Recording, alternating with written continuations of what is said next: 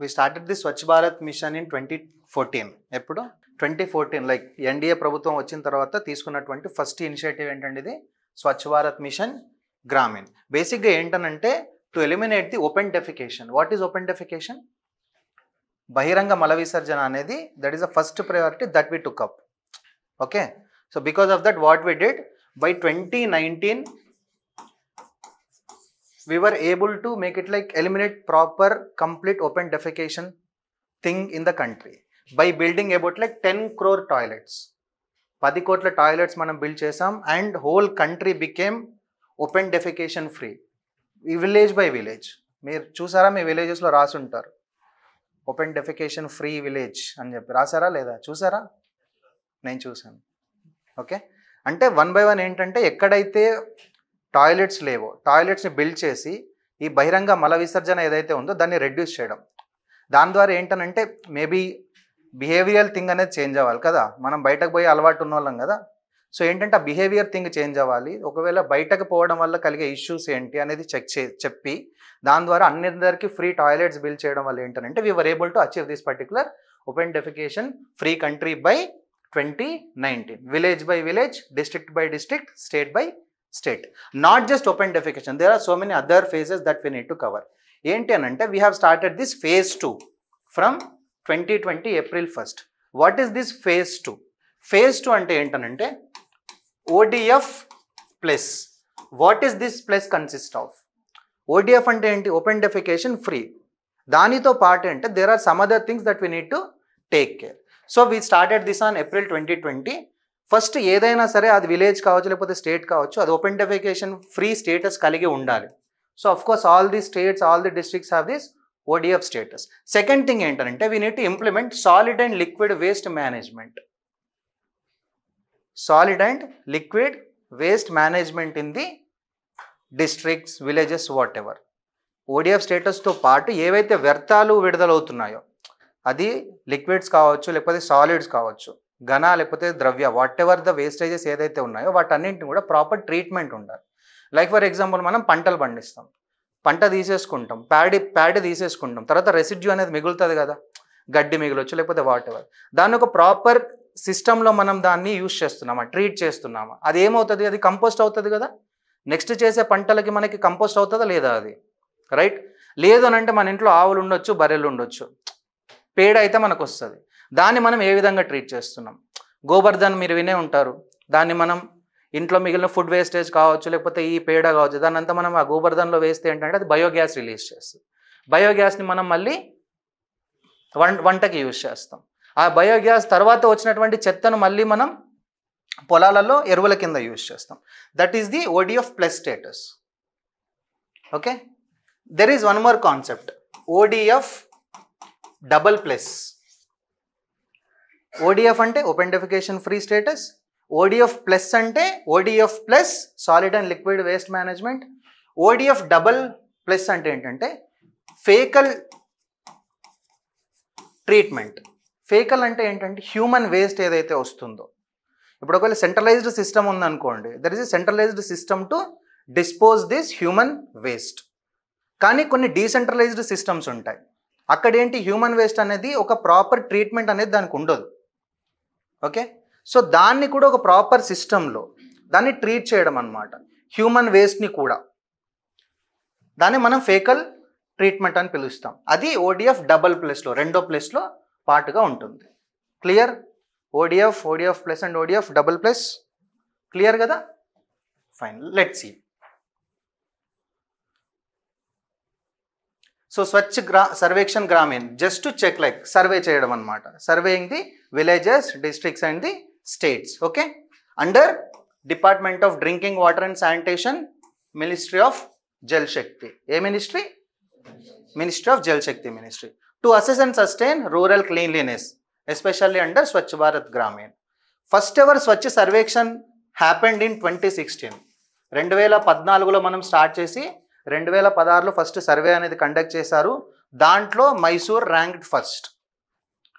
ఏది first rank వచ్చింది? This is the second time that we're doing this survey again.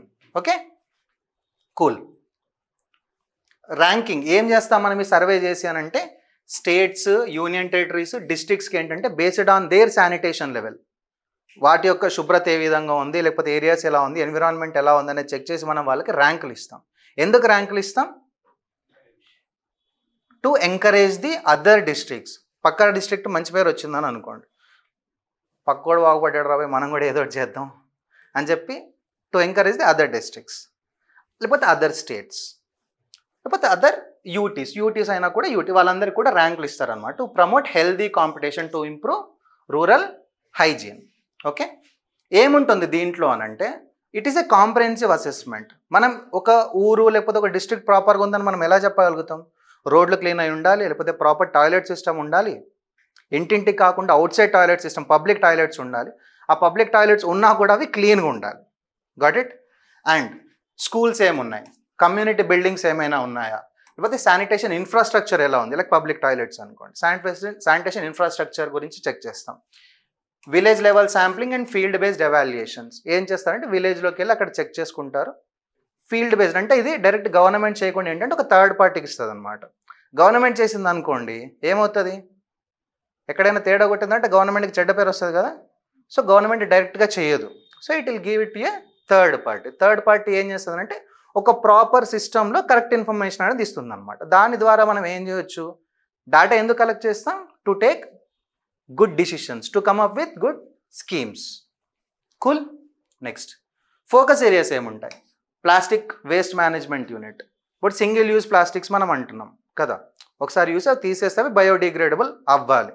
ఆ process ఇంకా ఉందా, లేకపోతే డిగ్రేడబుల్ కానటువంటి ప్లాస్టిక్స్ ఇంకా యూజ్ చేస్తున్నారా? Got it? Yes, no?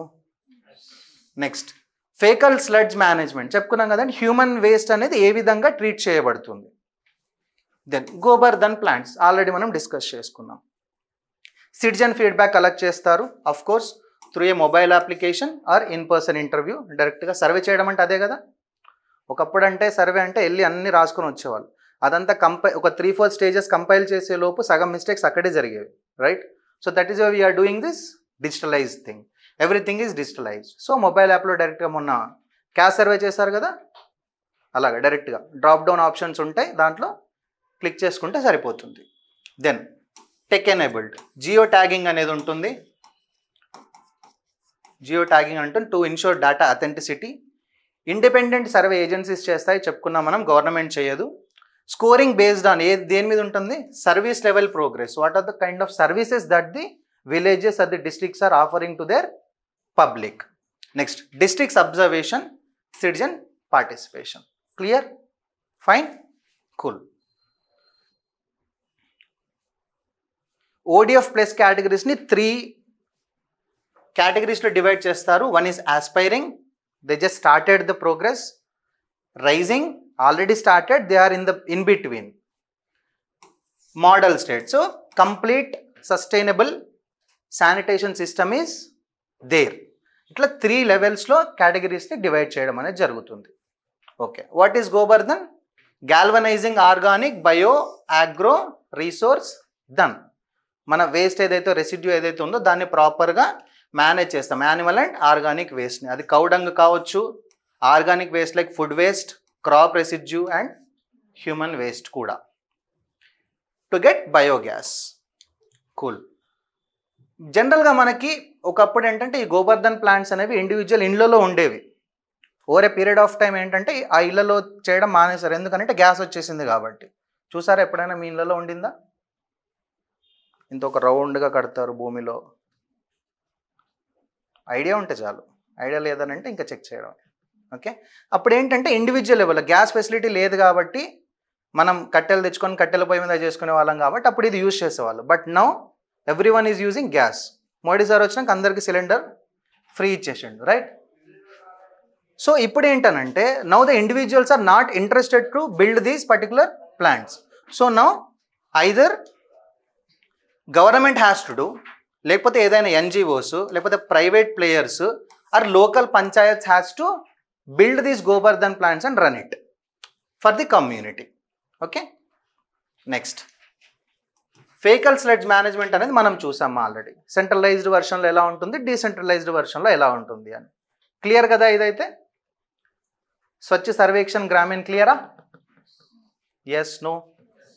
Great. Next, Ahilyabai Holkar విన్నారా? ఈవిడ రీసెంట్గా 300th బర్త్ యానివర్సరీ సెలబ్రేషన్స్ జరిగాయి. No? Okay. Ahilyabai Holkar. So prime minister took part in Mahila Sashaktikaran Mahasammelan. పేరేంటి? Mahila Sashaktikaran Mahasammelan event at Bhopal. భోపాల్ ఎక్కడుంది? మధ్యప్రదేశేనా? Okay. On the occasion of 300th birth anniversary of legendary queen Ahilyabai Holkar. So ఈవిడ హోల్కర్ డైనాసిటీకి చెందినటువంటి ఆవిడ. Comes under Maratha confederacy. So Maratha ఎంపైర్లో వీళ్ళు ఇప్పుడు ఎట్లయితే మనం బ్రిటిష్ ఎంపైర్లో చాలా ప్రిన్స్లీ స్టేట్స్ ఉన్నాయో, మరాఠా ఎంపైర్లో ఉండేవాళ్ళు వీళ్ళు. మరాఠా కాన్ఫెడరసీకి చెందినవారు. హోల్కర్ డైనాసిటీకి చెందినటువంటి ఆవిడ. So she ruled Malwa region. ఇప్పుడు మాల్వా రీజియన్ అంటే ఎక్కడ వస్తుందండి? Malwa, yes please. Malwa Madhya Pradesh and Rajasthan. Malwa ప్లాట్ జాగ్రఫీ అయిపోయినట్టుందిగా. మాల్వా పీఠభూమి. ఓకే. మధ్యప్రదేశ్ అండ్ రాజస్థాన్ ఏరియాస్ని కలిపి మనం మాల్వా పీఠభూమి అంటాం. సో ఆ మాల్వా రీజియన్ ఆవిడ రూల్ చేసింది బిట్వీన్ 1725 to 1795. సో ఆవిడికి టైటిల్స్ ఉన్నాయి. ఏంటంటే Punyashlok means as pure as sacred chants. ఇదే పవిత్రమైనటువంటి మంత్రాలు ఏ విధంగా అయితే ఉన్నాయో ఆవిడ కూడా అంత పవిత్రమైనది అని చెప్పి పుణ్యశ్లోక్ అనే టైటిల్ ఉంది. ఆ తర్వాత ఫిలాసఫర్ క్వీన్. ఇది జాన్ కే అనే ఒక బ్రిటిష్ హిస్టారియన్ అయితే ఆవిడకి టైటిల్ ఇవ్వడం జరిగింది. ఏమని? ద ఫిలాసఫర్ క్వీన్ అని చెప్పి. ఎందుకు మనం ఈవిడ గురించి మాట్లాడాలి బేసిక్గా అంటే, ఒకటి ఆవిడ రూల్ చేసిందని మనం చెప్పుకుంటున్నాం. రూల్ అనేది ఆ టైంలో ఒక ఉమెన్, మనం ఝాన్సీ లక్ష్మీబాయి గురించి మాట్లాడతాం. ఎందుకు మాట్లాడతాం? అప్పుడు ఉన్నటువంటి సిస్టమ్, అప్పుడు ఉన్నటువంటి సోషల్ సిస్టమ్ ఏదైతే ఉందో that system won't allow women to come out. జనరల్గా నార్థన్ స్టేట్స్లో ఏంటంటే పరదా సిస్టమ్ ఉంటుంది. They have to close their face కంప్లీట్గా. కొంగ ఏదైతే ఉందో అది మొత్తం కప్పుకొని ఉండాలి. They can't show their face to the outsiders. ఈ పరదా సిస్టమ్ని దాటుకొని they came out. One thing. Second thing ఏంటంటే she ruled the region, the whole డైనాసిటీని షీ రూల్డ్ ఇట్ అనమాట. అందుకని మనం ఈవిడ గురించి మాట్లాడుకుంటాం. When it comes to governance, impartial rule, నిష్పక్షపాతంగా.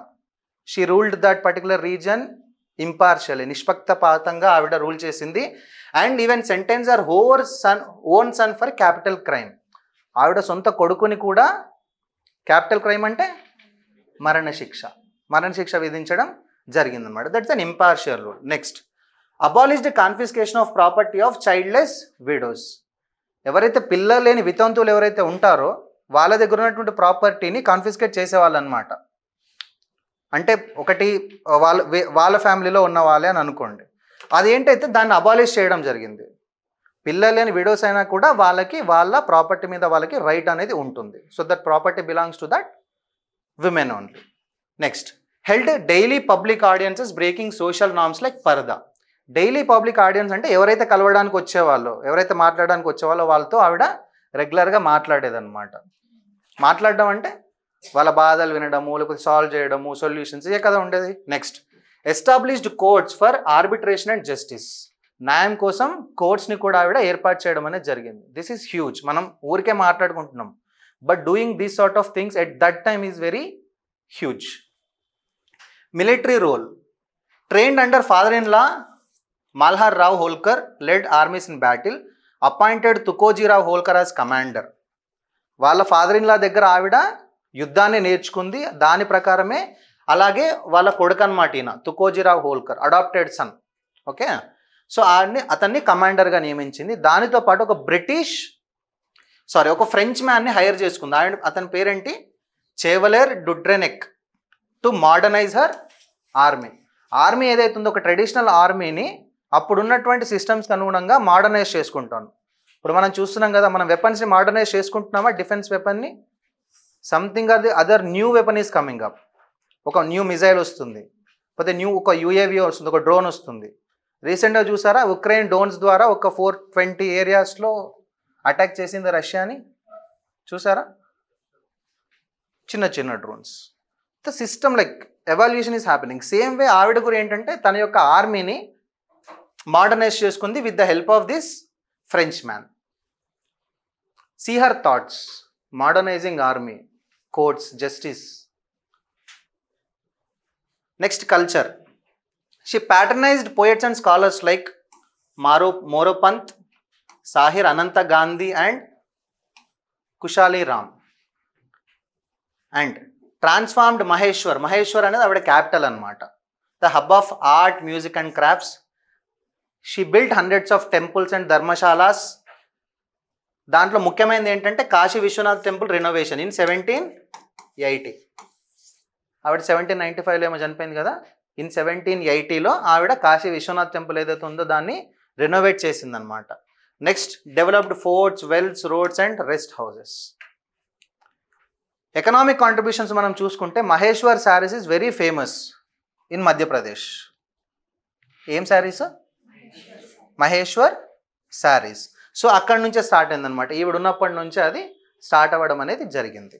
So this is a very rare example of a women ruler who is thinking in the modernized times, modernizing her army, establishing court system, coming out of the social stigmas like parda, okay, and developing so many temples, building dharmashalas kind of thing, okay. Women empowerment, ethical governance and Hindu cultural revival, because she comes under Maratha confederacy kada. Maratha సామ్రాజ్యం అంటే హిందుత్వాన్ని save చేయడం కోసమే మరాఠా సామ్రాజ్యం మొత్తం బ్రిటిషర్స్కి అగేన్స్ట్గా లేకపోతే Mughals, Delhi సల్తనేట్కి అగేన్స్ట్గా యుద్ధం చేసింది. So she also comes under that particular thing only. Okay, clear? Next Amrabad tiger reserve ఏడుందండి ఇది? అప్పట్లో ఆంధ్రప్రదేశ్, ఇప్పుడు తెలంగాణ, అంతే కదా. Okay, Nagar Kurnool and Nalgonda districts, southern Telangana.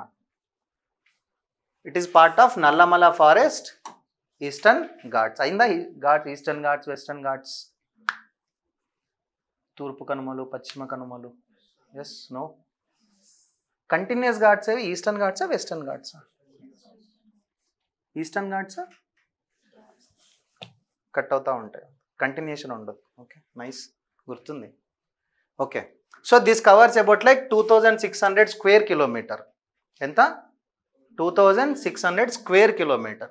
The second largest core area among Indian tiger reserves. ఎక్కడైనా సరే ఏదైనా రిజర్వ్స్లో ఏంటనంటే ఒక డిఫరెంట్ ఫేజెస్ ఉంటాయి. When it comes to environment you will get to know. Core area ఉంటుంది, బఫర్ జోన్ ఉంటుంది. అంటే ఫర్ ఎగ్జాంపుల్ ఇది కోర్ ఏరియా అనుకోండి. ఇక్కడ మనం పోవడానికి ఏదైనా మినిమల్ థింగ్స్కి, హ్యూమన్ యాక్టివిటీకి పర్మిషన్ అనేది ఉంటుంది.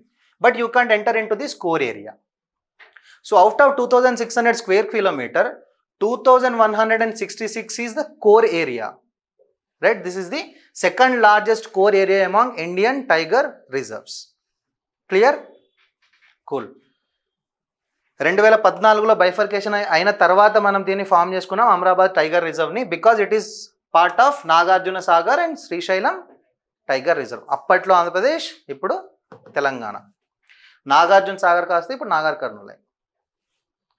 ఓకే, సో టెరైన్ చూసుకుంటే అంటే ఏరియా చూసుకుంటే like rugged hills, deep valleys, లోయలు, రగ్గడ్ హిల్స్ ఉన్నాయి. And dense dry deciduous forest, అంటే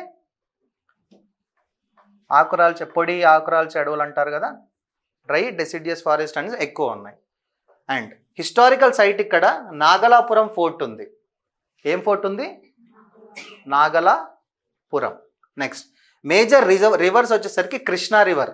అక్కడ ఉన్నటువంటి రివర్ ఏంటి? Krishna river. And then perennial tributaries sustain reservoirs like Srisailam and Nagarjuna Sagar dams ఉన్నాయి. అఫ్కోర్స్ కృష్ణా రివర్ ఉన్నప్పటికీ కూడాను దాంతోపాటు ట్రిబ్యూటరీస్ అంటే ఉపనదులు ఏవైతే ఉన్నాయో అవి పెరెన్నియల్ అంటే సంవత్సరాంతం వాటిలో నీళ్లు ప్రవహిస్తూనే ఉంటాయి, ఎండిపోవడం అనేదే ఉండదు. చెప్పండి, ఒక 2-3 ఎగ్జాంపుల్స్ చెప్పండి పెరెన్నియల్ రివర్స్కి. All major rivers are perennial rivers అండి. గంగా కావచ్చు, గోదావరి కావచ్చు, కృష్ణ, మూసీ నది పెరెన్నియలేనా? Yes, to some extent. లోపలికి వచ్చినాక సిటీలోకి వచ్చేసరికి కొంచెం ఇబ్బంది అవుతుంది, కానీ of course it is a perennial river. Okay, సంవత్సరాంతం పాటు నీరు ప్రవహిస్తూనే ఉంటుంది. Okay, so this is home to Chenchu tribe. ఏం ట్రైబ్ అండి? Chenchu tribe. Traditional forest dwellers and dependent on NTFCs, non timber forest produce. Non timber forest produce. మేజర్గా tribes అంటే ఏంటి? అడవిలో దొరికేటువంటి ఏదో దాంతోని వాళ్ళ జీవితాన్ని కొనసాగిస్తారు. అది కలప నమ్ముకుంటారా, లేకపోతే ఇంకా వేరే వేరే ఏవైనా సరే, మెడిసినల్ ప్లాంట్స్ కావచ్చు, ఫ్రూట్స్ కావచ్చు, రైట్. ఇక్కడ ఏంటి? Non timber. టింబర్ అంటే కలప కదా, నాన్ టింబర్ అంటే ఒక కలప కాకుండా మిగిలినవన్నిటిని వాళ్ళు యూజ్ చేసుకొని వాళ్ళ జీవితాన్ని కొనసాగిస్తారు. నాన్ టింబర్ కానివి ఏముంటాయి? ఫ్రూట్స్ కావచ్చు, medicinal plants, ayurvedic related plants కావచ్చు, బ్యాంబూ కావచ్చు. Bamboo కలపన?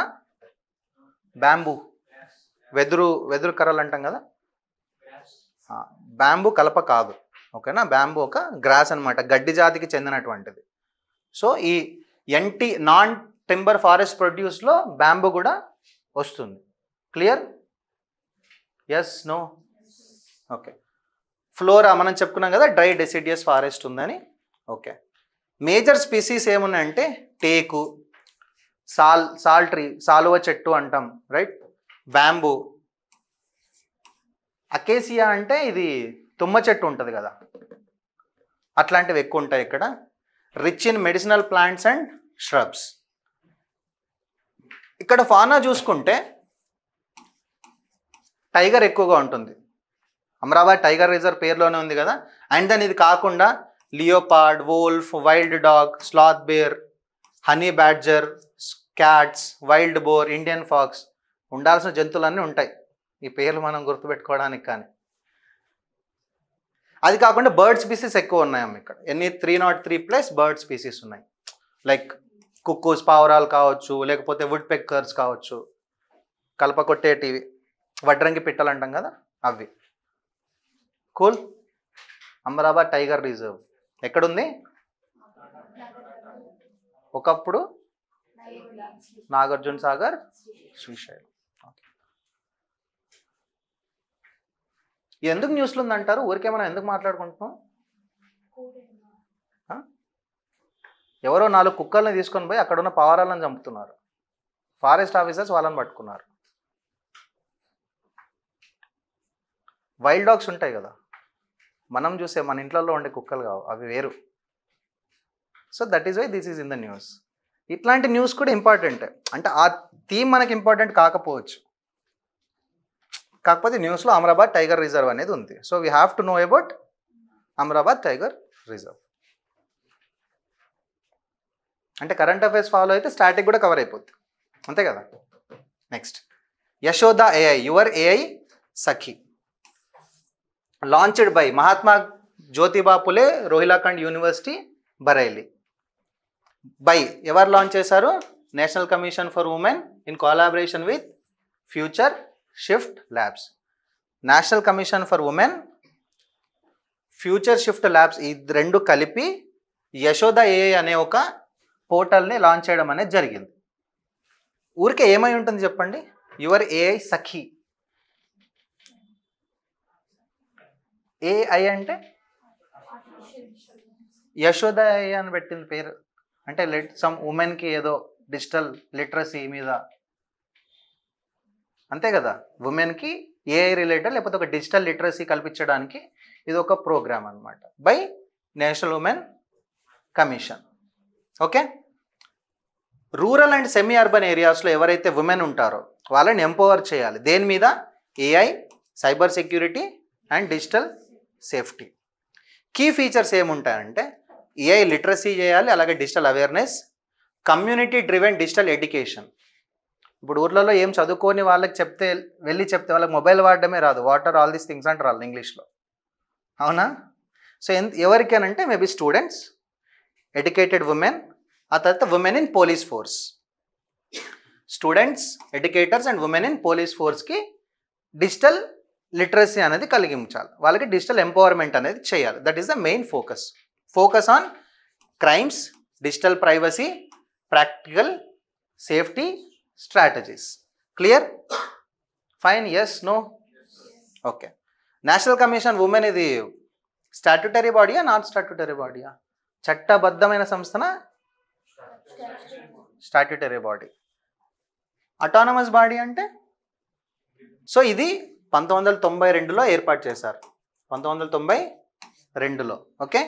Under national commission for women act 1990 ప్రకారం ఒక యాక్ట్ ద్వారా ఏర్పడింది కాబట్టి ఇది ఒక చట్టబద్ధమైనటువంటి సంస్థ. క్లియర్? నెక్స్ట్, అటానమస్ బాడీ ఏంటంటే it has some autonomous functions. Regular సిస్టమ్స్కి కాకుండా కొంచెం దీనికి సివిల్ కోర్టుకు ఉన్నటువంటి రైట్స్ అయితే ఉంటాయి. అర్థం కాలేదు, డిస్కస్ చేద్దాం. ఓకే, దీంట్లో ఎవరు ఉంటారు సార్ అని అంటే ఒక చైర్పర్సన్ ఉంటారు, 1 + 5 మెంబర్స్ ఉంటారు. Okay, then 1 secretary, 1 member secretary. So the whole కంపోజిషన్లో అరౌండ్ 6-7 మెంబర్స్ ఉంటారు, 1 chairperson, 5 members, 1 member secretary appointed by the central government. Member సెక్రటరీగా అందరినీ కూడా సెంట్రల్ గవర్నమెంట్ అపాయింట్ చేస్తుంది, అంతే కదా? వీళ్ళందరికీ 3 సంవత్సరాలు పదవీ కాలం ఉంటుంది. ఎన్ని సంవత్సరాలు? 3 సంవత్సరాలు. పవర్స్ లైక్ ఏ సివిల్ కోర్ట్. ఎక్కడైనా విమెన్ మీద ఏదైనా జరిగింది అని అంటే ఇట్ కెన్ సమ్మన్ ఎనీవన్. నువ్వు కోర్టుకు పోయినావా, పోలీస్ స్టేషన్లో కేసు నడుస్తుందా, కోర్టులో కేసు నడుస్తుందా, అవసరం లేదు. It can someone anyone. ఆ కేసు రిలేటెడ్ డాక్యుమెంట్స్ అన్నీ తెప్పించుకునే అధికారం ఉంటుంది. పోలీస్ దగ్గర నుంచి అయినా సరే, కోర్టు దగ్గర నుంచి అయినా సరే, ఎఫ్ఐఆర్ డాక్యుమెంట్స్తో సహా. ఎవరైతే సాక్షులు ఉంటారో వాళ్ళని డైరెక్ట్గా పిలిచి ఎంక్వైరీ చేసే అధికారం ఉంటుంది. Yes, clear? డాక్యుమెంట్స్ ప్రొడ్యూస్ చేయమని అడగొచ్చు. It can summon and examine the individuals, accept evidences, public records, issue commissions for examining witness and documents. These are the powers of a civil court. Election కమిషన్కి కూడా civil కోర్టుకు ఉన్నటువంటి powers ఉంటాయి. Yes, no? ఒకవేళ ఎక్కడైనా election జరిగింది అని అంటే అక్కడ ఆ టైంలో డిసిషన్ తీసుకునే అధికారం ఎలక్షన్ కమిషన్కి ఉంటుంది, ఫ్రమ్ బూత్ లెవెల్ నుంచి. Okay, clear? ఫైన్. ఏం డేట్స్? May 21 to లాస్ట్ 10 డేస్లో జరిగినాయి ఇవన్నీ.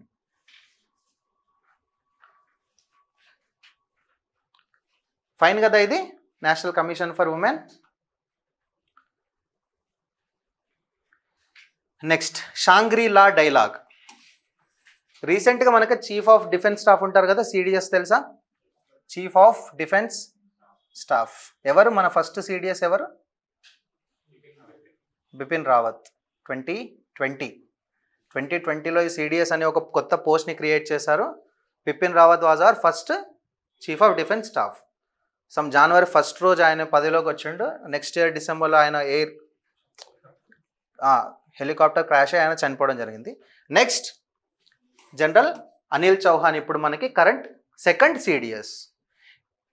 Heal be going to attend the 22nd Shangri La dialogue in Singapore. ఏం డైలాగ్? Shangri La dialogue. అసలు ఈ చీఫ్ ఆఫ్ డిఫెన్స్ స్టాఫ్ ఏం చేస్తారండి?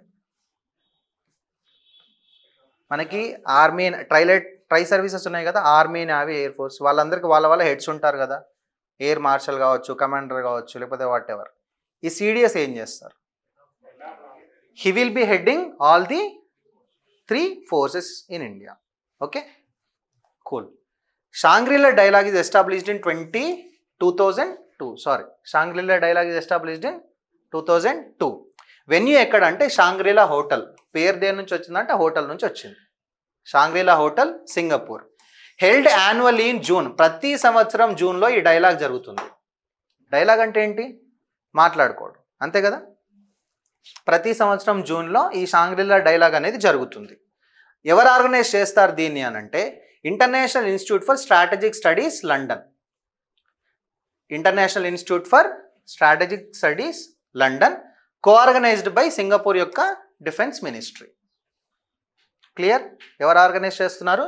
IISS, IISS అండ్ సింగపూర్ యొక్క డిఫెన్స్ మినిస్ట్రీ. దీంట్లో ఎవరు అటెండ్ అవుతారు సార్ అని అంటే ఎవరైనా అటెండ్ అవ్వచ్చు అండి. ఓకే, డిఫెన్స్ మినిస్టర్స్, మిలిటరీ చీఫ్లు కావచ్చు, స్ట్రాటజిక్ థింకర్స్ కావచ్చు, పాలసీ మేకర్స్ కావచ్చు, whether they are in the government or from the government, లేదంటే పబ్లిక్ పీపుల్ కూడా ఎవరైనా జాయిన్ అవ్వచ్చు. ఎవరు? Like thinkers. ఇప్పుడు గవర్నమెంట్ కూడా ఏదైనా డిసిషన్ తీసుకోవాలంటే ఆ సబ్జెక్ట్ స్పెసిఫిక్ పర్సన్ని కనెక్ట్ అవుతారు కదా, వాళ్ళ డిసిషన్స్ తీసుకుంటారు కదా, వాళ్ళ అడ్వైస్ తీసుకుంటారు కదా. సేమ్ వే మిలిటరీలో కూడా ఎక్స్పర్ట్స్ ఉంటారు. దే మే బీ జర్నలిస్ట్, వాళ్ళు జర్నలిస్ట్ కావచ్చు, లేకపోతే ఆ పర్టికులర్ సబ్జెక్ట్ మీద అవగాహన ఉన్నటువంటి, సీనియారిటీ ఉన్నటువంటి వ్యక్తి అయినా కావచ్చు. So everyone will be allowed to attend this particular platform. This is Asia's premier security summit. ఏం డిస్కస్ చేస్తారనంటే ఆసియా అండ్ పసిఫిక్ రీజియన్లో ఉన్నటువంటి కంట్రీస్ దాని యొక్క సెక్యూరిటీ థింగ్ ఏదైతే ఉంది, టెర్రరిజం ఏ విధంగా ఉంది, లేకపోతే డిజిటల్ థింగ్ ఏదైతే ఉందో, వీటన్నింటి గురించి కూడా అందులో డిస్కస్ చేయడం అనేది జరుగుతుంది.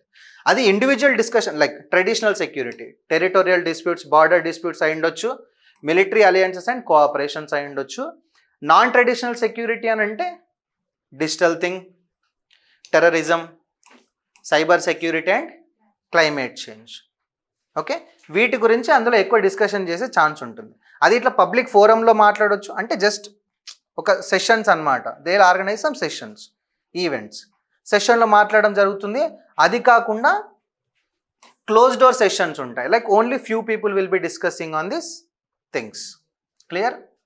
ఇంపార్టెంట్. షాంగ్రీలా డైలాగ్ ఎన్నో సెషన్? 22nd session. మన సైడ్ నుంచి ఎవరు అటెండ్ అవుతున్నారు? Second CDS Anil Chauhan. ఎక్కడుంది? సింగపూర్లో. ఎవరు కండక్ట్ చేస్తారు? IISS and ministry of defence, Singapore. Clear? Fine. Next, modified interest subvention scheme, financial year 2025 and 26. Subvention అంటే what is subvention? Modified interest subvention scheme. Subvention అంటే ఏంటనంటే మనకి బ్యాంకులు లోన్ ఇస్తాయి, గవర్నమెంట్ మాఫీ చేస్తుంది అప్పుడు, అవునా? That is subvention. Grants given by the government to the lender banks. Yes, no? మనం లోన్ తీసుకుంటాం ఫర్ మాట్లాడదాం. Anyways, this a central sector scheme. Central sector scheme ఉంటుంది, సెంట్రల్లీ స్పాన్సర్డ్ స్కీమ్ ఉంటుంది. సెంట్రల్ సెక్టార్ స్కీమ్ అంటే okay, centrally sponsored scheme అంటే centrally sponsored scheme అంటే central government is sponsoring something. Sponsor చేసిన ప్రతి వాడు అక్కడ నిల్చుండి పనిచేయాలని లేదు కదా. Yes, no? Central sector scheme అంటే సెంట్రల్ గవర్నమెంట్ ఫండింగ్ ఇస్తుంది, ఇంప్లిమెంటేషన్ కూడా మొత్తం సెంట్రల్ గవర్నమెంట్ చూసుకుంటుంది. This is completely under central government. Centrally sponsored scheme అంటే central government will be giving the funding, state government has to implement that particular plan. ఆ funding కూడా share ఉంటుంది. మళ్ళీ 100% central government ఇవ్వాల్సిన పనేం లేదు. మేజర్ పోర్షన్ సెంట్రల్ గవర్నమెంట్ ఇస్తుంది, minor portion state government పెట్టుకుంటారు. క్లియర్ కదా? Central sector and centrally sponsored స్కీమ్కి difference. Yes, no? Okay, this is central sector scheme to provide short-term agricultural credit to the farmers at affordable interest rates through Kisan credit cards. Farmers అందరికీ ఇచ్చారు కదా Kisan credit cards. So దాని ద్వారా వాళ్ళకి short term agriculture loans అనేవి ఇవ్వాలి. Loans అనేవి ఎందుకు ఇవ్వాలి గవర్నమెంట్? లోన్ ఇవ్వకపోతే వాడు బయట మనీ లెండర్ దగ్గరకు పోయి పైసలు అప్పు తెచ్చుకుంటాడు, అవునా కాదా? ఇక్కడ 2 రూపాయలు ఉంటే వాడు 10 రూపాయలు వేస్తాడు. ముందు నుంచి హిస్టరీ అంతా అదే కదా చదువుకుంది. మనీ లెండర్స్ గురించి చదువుకున్నారా? అంతే కదా. ఆ అప్పు పెరుగుతూ ఉంటుంది. అది వాడు కొడుకుని అక్కడ పెట్టినా కూడా అప్పు తరగదు, అంతే కదా. లైక్ సో జస్ట్ లైక్ వాళ్ళని బయటకి పోకుండా ఆపడం అనమాట. మనీ లెండర్ దగ్గరికి పోకుండా, బయట అప్పులు చేయకుండా government only giving this loans to the farmers. ఎందుకంటే పంట పండించాలంటే ఇన్పుట్ పెట్టాలి కదా. కూల్. లోన్ టర్మ్స్ ఎలా ఉంటాయి? జనరల్ ఫార్మింగ్, అది కాకుండా యానిమల్ హస్బెండరీ అండ్ ఫిషరీస్ 2 కేసెస్లో. జనరల్ ఫార్మింగ్ అయితే కనుక అప్ టు 3 lakh లోన్ ఇస్తారు. ఎంత? యానిమల్ హస్బెండరీ లేకపోతే ఫిషరీస్ అయితే 2 lakh లోన్ ఇస్తారు. With interest % 7. ఎంత పర్సెంట్? ఈ 7% ఎవరు ఇస్తున్నారు? 7% లోన్కి బ్యాంక్స్ ఇస్తున్నాయి ఫార్మర్స్కి. Okay, this is 7% loan, 7% interest rate from the bank. Subvention 1.5% to lending institutions. ఈ 7లో 1.5% వరకు సెంట్రల్ గవర్నమెంట్ గ్రాంట్స్ ఇస్తుంది. ఎవరికి? బ్యాంక్స్కి, ఎవరైతే లోన్స్ ఇస్తున్నారో వాళ్ళకి. అది కాకుండా ఒకవేళ మనం ప్రాపర్గా ప్రాంప్ట్ రీపేమెంట్ కనుక చేశారని అంటే కనుక, ఎవరైతే ఫార్మర్ ఉన్నారో తీసుకున్నాడో కరెక్ట్ టైంకి రీపేమెంట్ చేశారని అంటే you will get 3% prompt repayment incentive. 3% interest అనేది ఇంకా తగ్గిద్ది. సో ఎఫెక్టివ్గా వాడు 7%కి తీసుకుంటే 4% పే చేస్తాడు. క్లియర్? Yes, no? ఎక్స్పీరియన్స్ చేశారు ఎప్పుడైనా మీరు? నేను చేసిన. కరెక్ట్ కడుతున్నారు కదా, మీకు 1.001% ఇంట్రెస్ట్ తగ్గుతుంది అంటాడు. క్లియర్ కదా? ఇది subvention is grant by the central government to the lending institution. ఒకవేళ నువ్వు పిఆర్ఐ అంటే ఏంటంటే ప్రాంప్ట్ రీపేమెంట్ ఇన్సెంటివ్ అనేది you can get if you pay it in a prompt manner. On time మీరు కట్టారని అంటే you can get extra discount, extra. Great, cool. Okay, ఎవరు implement చేస్తారు sir అంటే అఫ్ కోర్స్ ఆర్బీఐ ఉంటుంది. But this is for the farmers, for the agriculture కాబట్టి నాబార్డ్ ఉంటుంది. National bank for agriculture and rural development. Clear? RBI and NABARD. Next, ఏ బ్యాంకుల ద్వారా ఇస్తారు సార్ అంటే పబ్లిక్ సెక్టార్ బ్యాంక్స్ కావచ్చు, అంటే గవర్నమెంట్ ఓన్డ్ బ్యాంక్స్ కావచ్చు, రీజనల్ రూరల్ బ్యాంక్స్ కావచ్చు, cooperative banks, private sector banks in rural and semi urban areas. You can't expect ICICI to give this credits to the farmers కదా. IDFC bank లేకపోతే ICICI bank వీళ్ళు ఇస్తారా? అందుకే rural and semi urban ఏరియాస్లో ఉన్నటువంటి private sector banks ఏవైతే ఉన్నాయో అవి ఇచ్చే ఛాన్స్ అయితే ఉంటుంది. అని మనం లాస్ట్ టైం చెప్పుకున్నాం. ఏవైతే ఈ కోఆపరేటివ్ బ్యాంక్స్ కానీ ఆర్ఆర్బీస్ కానీ they will be attached to a bigger bank. చెప్పుకున్నాం కదా లాస్ట్ టైం, చెప్పుకున్నామా లేదా? Okay, cool. క్రెడిట్ బర్డన్ని రెడ్యూస్ చేయాలి, టైమ్లీ రీపేమెంట్ డిసిప్లిన్ని వాళ్ళకి ఇవ్వడానికి. కడితే నీకు ఇంకో 1000 రూపాయలు తగ్గుతాయి కాబట్టి నువ్వు కరెక్ట్ వే కడతావు, అంతే కదా. Next, encourage formal institution credit over money lenders.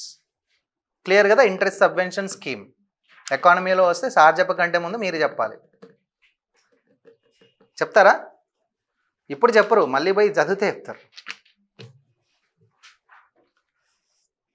Next, Kanchenjunga. Mount Kanchenjunga ఏడుందండి ఇది? సిక్కిం. 3rd హైయెస్ట్ పీక్ కదా.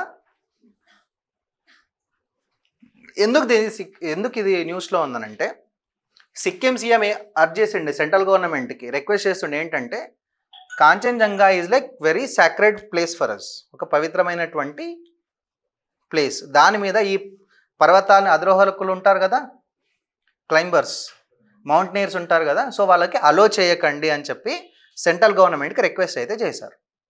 That is why this is in the news. Cool. Okay, it is on India Nepal border in the eastern Himalayas. అయిపోయింది కదా, హిమాలయాస్ అయిపోయింది కదా. Greater Himalayas, lesser Himalayas, middle and lesser హిమాలయాస్ని ఏమని పిలుస్తాం? శివాలిక్స్ అని వేటని పిలుస్తాం. శివాలిక్స్ అంటాం కదా. లెస్సర్ హిమాలయాస్ని మనం శివాలిక్స్ అంటాం. ఓకే, సిక్కింకి 74 కిలోమీటర్ దూరంలో ఉంది. ఓకే, 8586 మీటర్స్ ఎత్తు ఉంది Kanchenjunga. This is 3rd, first mount Everest, next K2 in Nepal. Height wise చూసుకున్నట్టయితే ఫస్ట్ మౌంట్ ఎవరెస్ట్ విత్ 8848 కదా, 8848. K2 సమ్ అరౌండ్ 8600 1 సంథింగ్ ఏదో ఉంది. Next comes 8586 metres Kanchenjunga, 3rd highest peak in the world, right? Cool. This is part of great Himalayan range. ఇట్లా great ఉంటుంది, మధ్యలో middle, తర్వాత Shivaliks, foot hills అంటాం మనం. ఇక్కడ ఒక సాఫ్రాన్ పండుతుంది, ఏందది పేరేంది? So this is revered by the people as a sacred deity, meaning 5 treasuries of the great snow, అంటే రిఫర్స్ టు ది 5 summits. అక్కడ 5 శిఖరాలు ఉన్నాయన్నమాట. దానికని మనం 5 treasuries of the great snow అని కూడా మనం దీన్ని పిలుస్తాం. అందుకే వాళ్ళు దీన్ని ఒక సాక్రెడ్ డీటీ కింద కొలుస్తారు. ఓకే, జాగ్రఫీ అండ్ గ్లేషియర్స్ చూసుకుంటే, గ్లేషియర్ అంటే హిమానీ నదాలు, రైట్, అంతే కదా. Okay, north, south, east and వెస్ట్లో రిడ్జెస్ ఉన్నాయి. అండ్ దెన్ గ్లేషియర్స్ చూసుకుంటే ఇక్కడ జేము, తలుంగ్, యాలుంగ్, కాంచన్జంగా, ఈ 4 గ్లేషియర్స్ అన్నమాట. ఇక్కడ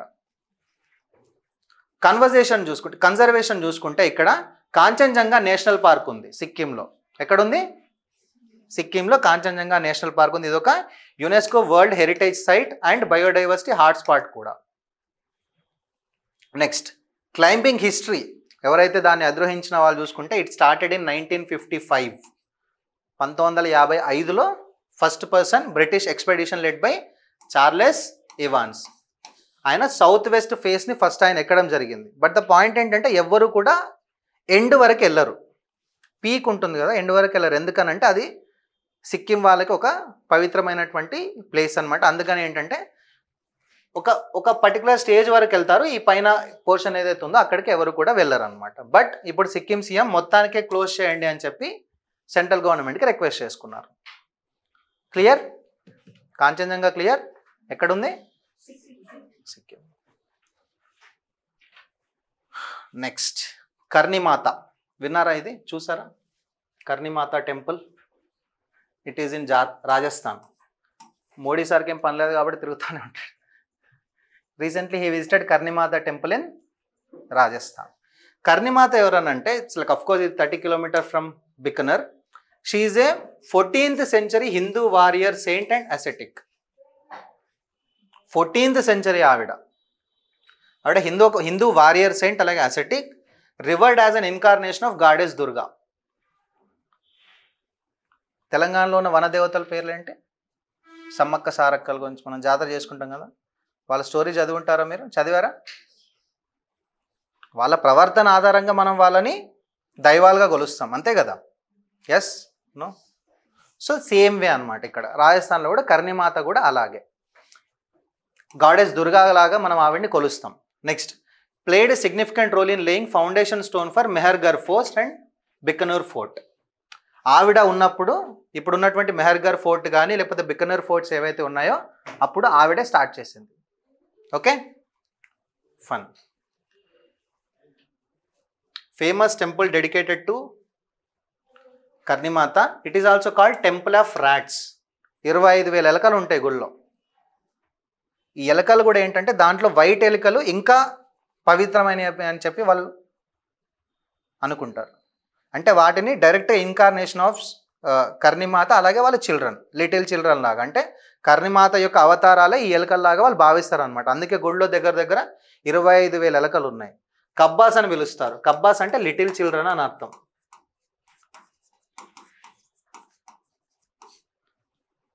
ఓకే, టెంపుల్ ఆఫ్ రాట్స్ ఎక్కడుంది? రాజస్థాన్లోని దెష్నాక్. ఆర్కిటెక్చర్ చూసుకుంటే అఫ్ కోర్స్ రాజస్థాన్ కాబట్టి రాజ్పుతానా ఆర్కిటెక్చర్ ఉంటుంది. చదువుకున్నారా ఆర్కిటెక్చర్? టెంపుల్ స్ట్రక్చర్ గురించి మాట్లాడు. ఓకే, రాజ్పుత్ యొక్క స్టైల్ ఏదైతే ఉందో రాజ్పుతానా స్టైల్ ఆర్కిటెక్చర్ అనేది ఉంటుంది with influence of Mughal architecture. Constructed by Maharaja Ganga Singh of Bikaner in the early 20th century. Temple ఎవరు కన్స్ట్రక్ట్ చేశారనంటే మహారాజా గంగా సింగ్. నైస్. రీసెంట్గా ఒక విజయమాల్యా పోడ్కాస్ట్ వచ్చింది, చూసారా? 4 hours పోడ్కాస్ట్. చూడలేదు? ఎవరెవరు చూసారు? అసలు విన్నారా? మొత్తం చూడడం అవసరం లేదు, జస్ట్ విన్నారా? షార్ట్స్ వస్తున్నాయి కదా చాలా. నో, ఏం చేస్తారండి?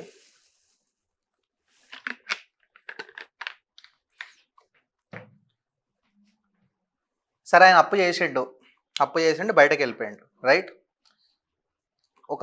అంటే ఆ పోడ్కాస్ట్ ప్రకారం 6,000-7,000 కోట్లు అప్పు చేస్తే 14,000 కోట్లు రికవరీ చేసింది ఎవరు? Indian banks. ఎవరు రికవరీ చేస్తారు? వీళ్ళే, డెట్ రికవరీ ట్రైబ్యునల్స్. ఎవరు? బ్యాంకులకి ఏం లేదు, వాళ్ళు ఇచ్చేస్తారు. ఆ రికవరీ చేసేది ఎవరంటే వీళ్ళ మీద పడుతుంది. Debt recovery tribunals, it is established under recovery of debts due to banks and financial institutions act 1993. ఎవరైతే బ్యాంకులకి ఆ తర్వాత ఫైనాన్షియల్ ఇన్స్టిట్యూషన్స్కి డెట్స్ డ్యూ ఉన్నారో, అప్పులు రిటర్న్ చేయలేకపోతున్నారో వాళ్ళ దగ్గర నుంచి రికవరీ చేసుకోవడానికి యాక్ట్ క్రియేట్ చేశారు. దాని ద్వారా ఈ డెట్ రికవరీ ట్రిబ్యునల్స్ని ఎస్టాబ్లిష్ చేయడం అనేది జరిగింది. Clear? Good. These are like quasi judicial bodies. అంటే డైరెక్ట్ అంటే ఒక కోర్టు స్ట్రక్చర్లో ఉండనప్పటికీ కూడా, మన supreme court, high court, district court ఈ స్ట్రక్చర్లో ఉండకున్నా కూడాను it still have this judicial powers అన్నమాట. Okay, great. Functions: handle loan default cases about 20 lakhs. ఒకవేళ ఈ డెట్ రికవరీ ట్రిబ్యునల్స్ హ్యాండిల్ చేయాలంటే మినిమం లోన్ అనేది 20 లక్షలు అనేది ఉండాలి. That is the basic limit. Deal mainly with secured debts. Secured debts అంటే కొల్లెటరల్స్, mortgage పెట్టి ఉండాలి. విజయమాలకు అన్ని కోట్లు అప్పించారంటే ఊరికే ఇచ్చిరా? కొల్లెటరల్స్ ఉంటాయి కదా, ఇల్లు, పొలము, ఇంకేదో మనం ఏదో తాకట్టు పెట్టి తెచ్చుకుంటాం కదా, తనఖా పెట్టి, అదే సెక్యూర్డ్ డెట్ అనమాట. They will deal only with the secured debts. Night here securitisation applications under SARFAESI act 2002 filed by aggrieved borrowers or third parties. ఎవరైనా సరే నా దగ్గర కంటే ఎక్కువ లోన్ అమౌంట్ కలెక్ట్ చేస్తున్నారు, లేకపోతే నేను 10 రూపాయలు అప్పు తీసుకున్నా, వాడు వచ్చి 100 రూపాయల ప్రాపర్టీని కన్ఫిస్కేట్ చేసిండు. అఫ్కోర్స్ నేను 100 రూపాయల ప్రాపర్టీ పెట్టే 10 రూపాయలు లోన్ తెచ్చుకున్నాను నేను, బట్ ఇప్పుడు 10 రూపాయలు తీసుకున్నాడు, మిగిలిన 90 రూపాయలు కూడా తీసుకుంటున్నాడు. అట్లాంటప్పుడు ఏం చేస్తారంటే they will go to this SARFAESI act కింద సెక్యూరిటైజేషన్ అప్లికేషన్ పెట్టుకుంటారనమాట. అంటే third party side, other party side, X party side వాళ్ళు కూడా అప్లై చేసుకునే ఛాన్స్ అయితే ఉంటుంది. క్లియర్ కదా? అంటే వసూలు చేసుకోవడం కాదు, వసూలు చేసుకోవడం కూడా న్యాయబద్ధంగా చేసుకోవాలి, అది పాయింట్. నెక్స్ట్, భారతదేశంలో 39 డెట్ రికవరీ ట్రైబ్యునల్స్ ఉన్నాయి. ఎన్ని? 39. ప్రతిది కూడా ఒక ప్రిసైడింగ్ ఆఫీసర్ ఉంటారు, ఆ చైర్మన్ ప్రెసిడెంటో ఎవరో ఒక ప్రిసైడింగ్ ఆఫీసర్ ఉంటారు. అతను డిస్ట్రిక్ట్ జడ్జికి ఉండాల్సినటువంటి క్వాలిఫికేషన్ ఉండాలి. ఏ క్వాలిఫికేషన్ ఉండాలి? డిస్ట్రిక్ట్ జడ్జి అవ్వాలంటే ఏ క్వాలిఫికేషన్ అయితే ఉండాలనో ఆ క్వాలిఫికేషన్ ఈ డెట్ రికవరీ ట్రిబ్యునల్ హెడ్ చేసే పర్సన్కి ఉండాలి. Yes, okay. Structure may include administrative and technical members appointed by the central government. District జడ్జికి ఉన్నటువంటి క్వాలిఫికేషన్ నీకుంటే కోట్ల అప్పులు నువ్వు ఎట్లా డీల్ చేయగలుగుతావు? కరెక్టే కదా? సో పర్టికులర్ టెక్నికల్ పర్సన్స్ ఉండాలి కదా, ఆ సబ్జెక్ట్ ఐడియా ఉన్న పర్సన్స్ ఉండాలి కదా. సో అందుకే వాళ్ళకి టెక్నికల్ మెంబర్స్ వాళ్ళంతా కూడాను సెంట్రల్ గవర్నమెంట్ వాళ్ళకి ఇవ్వడం అనేది జరుగుతుంది. Power under section 22(2) of RDD BFI act. ఏంటది? ఇదే చెప్పుకున్నాం కదా ఇక్కడ, recovery of debts due to banks and financial institutions కింద. అంటే ఈ యాక్ట్ ప్రకారము వాళ్ళకి టెక్నికల్ సపోర్ట్ కూడా ఇవ్వడం అనేది జరుగుతుంది డెట్ రికవరీ ట్రైబ్యునల్స్కి. క్లియర్ కదా ఇక్కడ వరకు? రైట్. వీళ్ళకి మనం అనుకున్నాం కదా క్వాసి జ్యుడిషియల్ బాడీ అని. It can summon and examine witnesses like women commission లాగా, నేషనల్ ఉమెన్ కమిషన్ లాగా. డాక్యుమెంట్స్ ప్రొడ్యూస్ చేయమని అడగొచ్చు, ఎవిడెన్సెస్ అఫిడవిట్స్ ఫైండ్ అవుట్ చేయొచ్చు. ఎక్స్ పార్టీ ప్రొసీడింగ్స్ అంటే అదర్ పార్టీ, అగ్రీవ్డ్ పార్టీ కాకుండా అదర్ పార్టీ ఉంటారు కదా, థర్డ్ పార్టీ ప్రొసీడింగ్స్ని చేస్తారు. Issue commission for witness and document examination, dismiss or review applications. Clear? వచ్చేసిందంటే కొట్టేస్తారు కేసు, రాలేదనంటే ఇంకా కంటిన్యూ చేస్తారనమాట. అట్లా జ్యూరిస్డిక్షన్ ఎక్కడ సార్ జ్యూరిస్డిక్షన్ ఉంటుంది అని అంటే సెంట్రల్ గవర్నమెంట్ ఎక్కడ ఇస్తే అక్కడ, ఈ పర్టికులర్ స్టేట్ ఈ పర్టికులర్ ఏరియా అనేది ఉండదు. ఇక్కడ లోన్ తీసుకుంటే నాకు జమ్మూ అండ్ కాశ్మీర్లో ఆస్తి ఉండొచ్చు, అప్పట్లో కాదు ఇప్పుడు ఉండొచ్చు. జమ్మూ అండ్ కాశ్మీర్కి అప్పట్లో మనం కొనడానికి ఉందా? 370 అబ్రిగేట్ చేయకంటే ముందు లేదు కదా, మనం ఉండడానికి లేదు, కొనడానికి లేదు. ఇప్పుడు కొనొచ్చు, ఉండొచ్చు after abrogation of article 370. Territorial jurisdiction defined by the central government, limited to cases involving debt recovery by banks and financial institutions only. బ్యాంకులు లేకపోతే ఫైనాన్షియల్ ఇన్స్టిట్యూషన్స్ ఇచ్చిన లోన్స్ మాత్రమే వీళ్ళు టేక్ కేర్ చేస్తారు. సార్ నేను అతనికి లోన్ ఇచ్చినా నాకు ఇవ్వట్లేదు, మీరు వస్తారా అని అంటే వస్తారా? రారు. Debt recovery appellate tribunals, DRT, DRAT. ఈ డిఆర్ఏటి పని ఏంటంటే వీళ్ళు ఏవైతే డిసిషన్ తీసుకుంటారో అవి కరెక్ట్గా తీసుకున్నారా లేదా అని చెక్ చేస్తారనమాట. ఎవరు? డిఆర్ఏటి. ఏదైతే సుప్రీంకోర్టు ముందు జడ్జిమెంట్ ఇచ్చేసి నెక్స్ట్ ఇయర్ వచ్చేసి ఆ జడ్జిమెంట్ తప్పుగా ఇచ్చినాము, ఇప్పుడు మళ్ళీ చేంజెస్ ఇస్తాం అన్నట్టుగా వీళ్ళు కూడా అదే పని చేస్తారనమాట. Appellate bodies reviewing decisions taken by the DRTs, ensure judicial oversight and promote legal uniformity in complex recovery disputes. This is not a single dispute కదా. లోన్ రికవరీ చేసుకోవడం అనేది is not at all a simple thing. చాలా complexities ఉంటాయి దాంట్లో. ఆ complexities అన్నీ న్యాయబద్ధంగా జరుగుతున్నాయా లేదా అనేది చెక్ చేయడానికి డెట్ రికవరీ అప్పలేట్ ట్రైబ్యునల్స్ అనేవి పనిచేస్తాయి. ప్రస్తుతం ప్రజెంట్గా 5 ఉన్నాయి. 39 డిఆర్టీ పనులను చెక్ చేయడానికి 5 డిఆర్ఏటి ఉంది. డిలే అవుతుందా అవదా? Each chaired by a chairperson with a legal or judicial experience. ఇక్కడ డిస్ట్రిక్ట్ జడ్జ్ అవ్వాల్సిన పనిలే. ఎవరైనా జ్యుడిషియల్గా లీగల్గా నీకు కొంచెం ఐడియా ఉంది అని అనుకుంటే కనుక they are qualified to be a chairperson of debt recovery appellate tribunal. Clear కదా? Yes, no? ఫాలో అవుతున్నారు కదా? Next NITI Aayog. NITI Aayog full form చెప్పండి. నేషనల్ ఇన్స్టిట్యూషన్ ఫర్, ఇది యాక్ట్ ద్వారా ఏర్పడిందా? Not statutory body, constitutional body కాదు, స్టాట్యుటరీ బాడీ కాదు. ప్లానింగ్ కమిషన్ని రీప్లేస్ చేసింది. ఏ ఆర్టికల్ ప్రకారము? నాన్ కాన్స్టిట్యూషనల్ బాడీ అయితే ఆర్టికల్ ఉండొద్దనే ఉంది. ఏ ఆర్టికల్ ప్రకారం? లేదా? ఉందా? తెలీదా? ప్లానింగ్ కమిషన్ అనే పదం కానీ నీతి ఆయోగ్ కానీ కాన్స్టిట్యూషన్లో ఎక్కడా లేవు. This just came out of the cabinet resolution. Central government ఇట్లాంటిది ఒకటి కావాలని అనుకుంది, అందుకే అప్పట్లో ప్లానింగ్ కమిషన్ ఏర్పాటు చేశారు. మోడీ సార్ వచ్చినాక చేంజ్ చేసి ఇప్పుడు నీతి ఆయోగ్ కింద ఏర్పాటు చేయడం అనేది జరిగింది. Clear? Okay.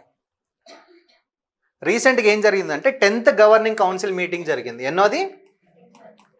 10th governance council meeting అనేది జరిగింది న్యూఢిల్లీలో, chaired by the prime minister under the theme Viksit Rajya for Viksit Bharat by 2014. భారతదేశం అభివృద్ధి చెందాలంటే రాజ్యాలు అంటే స్టేట్స్ అభివృద్ధి చెందాలి. స్టేట్స్ అభివృద్ధి చెందితేనే భారతదేశం అభివృద్ధి చెందుతుంది. కాబట్టి Viksit Rajya for Viksit Bharat 2047. Cool. This a premier policy think tank for the government establish through a cabinet resolution in January 2015. ఎప్పుడు? ఎన్డీఏ గవర్నమెంట్ ఎప్పుడు వచ్చింది? 14లో. సో 15లో ఇది ఏర్పాటు చేశారు. It is neither a constitutional body nor a statutory body, just created by an executive decision. Central government cabinet అనుకుంది, చేసేసారు, అంతే, simple. Okay. దీని ట్విన్ మ్యాండేట్ ఉంటుంది. ఏంటనంటే to oversee the adoption, implementation and monitoring of the sustainable development goals across the country. అన్ని రాష్ట్రాల్లో ఈ ఎస్డిజిస్ యొక్క సస్టైనబుల్ డెవలప్మెంట్ గోల్స్ ఏవైతే ఉన్నాయో అవి ఏ విధంగా ఇంప్లిమెంటేషన్ జరుగుతుంది అనేది చెక్ చేయడం ముఖ్యమైన పని. రెండోది ఏంటంటే to promote both competitive and cooperative federalism. సమాఖ్యవాదం ఏదైతే ఉంటుందో దాన్ని వేరే వేరే రాష్ట్రాల మధ్య ఒక హెల్దీ కాంపిటీషన్, ఓకే, అది క్రియేట్ చేయడానికి by enhancing the movement involvement of states and union territories in the development process. రీసెంట్గా దీనిలో చంద్రబాబు నాయుడు గారు ఒక పాయింట్ రైజ్ చేశారు. ఏంటది? ఎప్పుడో ఒకసారి కలుస్తున్నాం అందరం కలిసి, ఇట్లా కాకుండా జోనల్ వైజ్ కొన్ని స్టేట్స్లకు కలిపి గ్రూపింగ్ చేయండి అని చెప్పి. ఫాలో అవుతున్నారు కదా? సో అంటే అన్ని స్టేట్స్, అన్ని యూనియన్ టెరిటరీస్ అఫ్కోర్స్ నీతి ఆయోగ్లో ఉన్నప్పటికీ కూడాను divide some regional groupings like maybe like Telangana, AP, Karnataka, అంటే రీజనల్ వైజ్ ఇష్యూస్ వేరే ఉంటాయి కదా. అందరు కలిపి తీసుకున్నప్పటికీ కూడాను రీజనల్ వైజ్ చెక్ చేసుకోవడానికి కూడా రీజనల్ వైజ్ గ్రూపింగ్స్ అనేవి చేయండి అని చెప్పి చంద్రబాబు నాయుడు గారు అక్కడ పాయింట్ రైజ్ చేయడం అనేది జరిగింది. ఓకే. నో, ఆర్గనైజేషన్ స్ట్రక్చర్ ఎలా ఉంటుందంటే దీనికి హెడ్ ఎవరండి? Prime minister. ప్రైమ్ మినిస్టర్ కాకుండా గవర్నింగ్ కౌన్సిల్లో ఎవరు ఉంటారండి? ప్రైమ్ మినిస్టర్, అన్ని స్టేట్ల యొక్క చీఫ్ మినిస్టర్లు, లెజిస్లేచర్స్ ఉన్నటువంటి స్టేట్స్ యూనియన్ టెరిటరీస్ ఏవైతే ఉంటాయో వాళ్ళ యొక్క చీఫ్ మినిస్టర్లు, లెజిస్లేచర్ లేని యూనియన్ టెరిటరీస్ యొక్క గవర్నర్స్, అంటే అన్ని రాష్ట్రాల అన్ని యూనియన్ టెరిటరీస్ యొక్క హెడ్స్ ఎవరైతే ఉంటారో వాళ్ళు దీంట్లో మెంబర్స్. క్లియర్? గ్రేట్. అండ్ వీళ్ళు కాకుండా ఒక 4 యూనియన్ మినిస్టర్స్ ఉంటారు as ex officio members nominated by the prime minister. ఎంతమంది union ministers? 4. Vice chairperson appointed by the prime minister. ఒక వైస్ చైర్పర్సన్ ఉంటారు, ప్రైమ్ మినిస్టర్ అపాయింట్ చేస్తాడు. ఫుల్ టైం మెంబర్స్ ఉంటారు NITI ఆయోగ్లో. Special invitees అంటే ఏదైనా ఒక డొమైన్ ఎక్స్పర్ట్స్ ఉండొచ్చు, వాళ్ళని ఏదైనా విషయం గురించి మాట్లాడితే, ఇప్పుడు మిలిటరీ గురించి మాట్లాడుతుంటే మిలిటరీకి సంబంధించినటువంటి వ్యక్తి ఎవరైనా తెలిసిన వ్యక్తి రావాలి. వ్యవసాయం చేసుకున్నవాడు ఏం మాట్లాడతాడు మిలిటరీ గురించి? మాట్లాడాడు కదా. సో వ్యవసాయం గురించి మాట్లాడినప్పుడు వ్యవసాయం చేసేవాడే రావాలి, రైట్? డొమైన్ ఎక్స్పర్ట్స్ ఉంటారు. సో డొమైన్ ఎక్స్పర్ట్స్ ఉంటారు, వాళ్ళని స్పెషల్ ఇన్వైటీస్గా పిలవడం అనేది జరుగుతుంది. This is very very important అండి. కంపోజిషన్ ఆఫ్ నీతి ఆయోగ్. ఎవరుంటారు నీతి ఆయోగ్లో? ప్రైమ్ మినిస్టర్ హెడ్, రాష్ట్రాల యొక్క చీఫ్ మినిస్టర్స్, యూనియన్ టెరిటరీస్ యొక్క గవర్నర్లు, చీఫ్ మినిస్టర్లు. వీళ్ళు కాకుండా 4 యూనియన్ మినిస్టర్స్ ఉంటారు. ఓకే, ఎక్స్ అఫీషియో మెంబర్స్ అంట. వీళ్ళు కాకుండా స్పెషల్ ఇన్వైటీస్ ఉంటారు, వైస్ చైర్పర్సన్స్ ఉంటారు, ఫుల్ టైం మెంబర్స్ ఉంటారు. Right. Regional councils are constituted for specific duration to address particular regional issues affecting more than 1 state. Convened by the prime minister, comprised by the chief minister and lieutenant governors of the concerned states.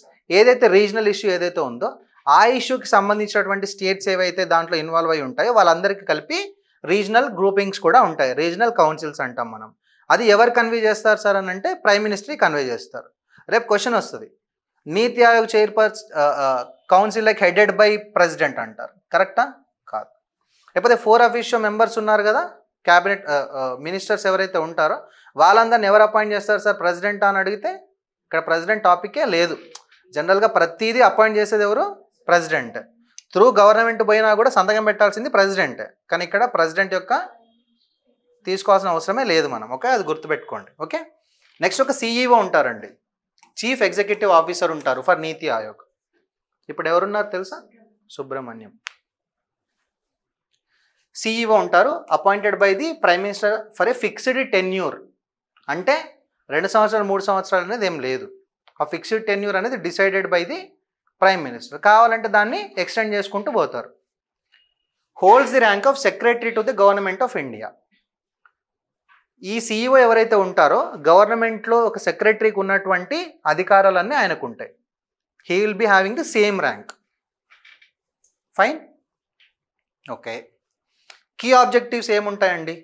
Village లెవెల్లో planning చేయాలి with focus on marginalised and vulnerable sections, national security considerations, knowledge driven, innovation friendly and entrepreneurial ecosystem that supports long term sustainable development.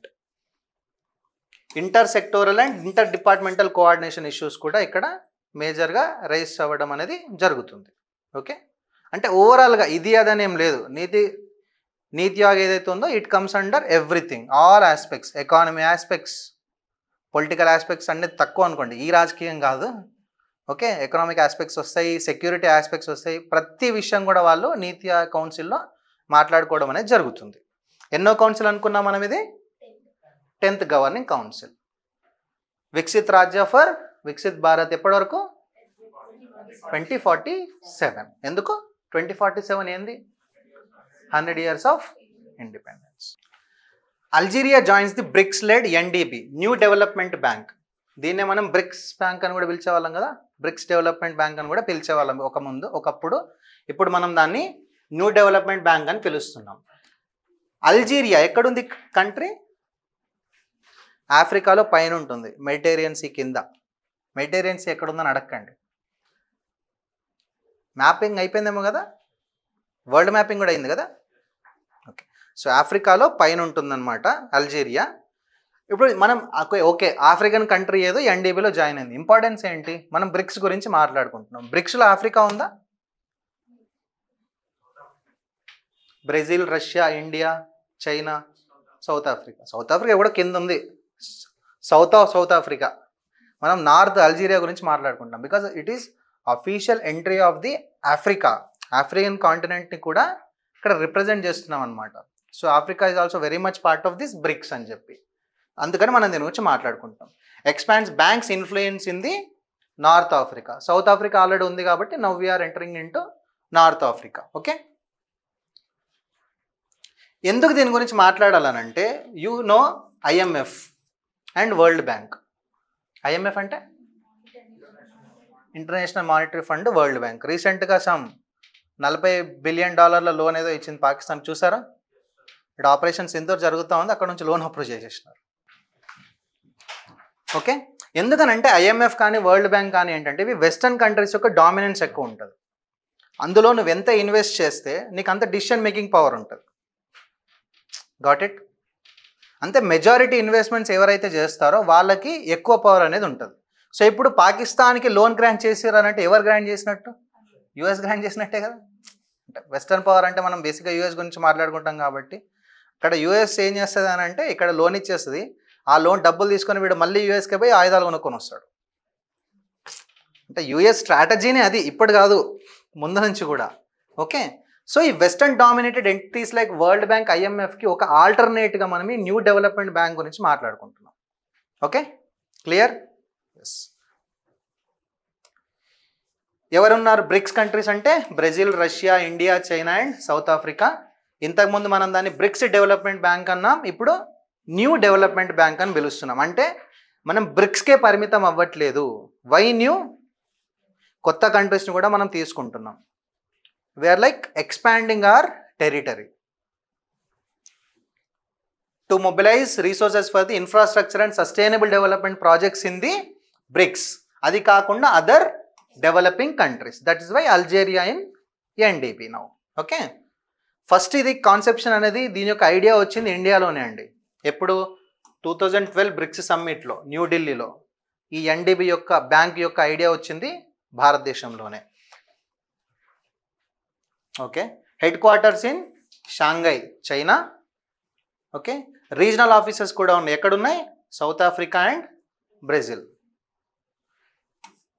BRICS. Headquarter ఎక్కడుంది? చైనాలో ఉంది, Shanghai. Regional office ఎక్కడున్నాయి? South Africa and Brazil. Russia and India అని వదిలేయండి, గుర్తుపెట్టుకోండి ఇట్లా.